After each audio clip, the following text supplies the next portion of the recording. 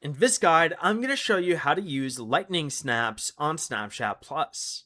This is Miguel from JustBoz, and before we get into this guide, make sure to like the video and subscribe to the channel with all notifications on for more content like this. It really does help out the channel and we'd greatly appreciate it. If you have any questions, just ask them down in the comment section below. I'm going to be doing my best to reply to every single comment down there.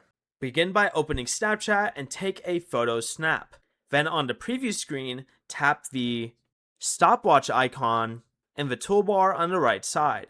Scroll through the viewing time options and you can select it to 0.5, send to, and choose a friend, group, or your story. The snap will only remain visible for the selected fraction of a second. Lightning snaps require Snapchat Plus, so these shorter time options will not appear on a standard account. Before you leave, remember to like the video and subscribe to the channel with all notifications on for more content like this. It really does help out the channel and we'd greatly appreciate it. And if you did have any questions, just ask them down in the comment section below. I'm going to be doing my best to reply to every single comment down there. Peace.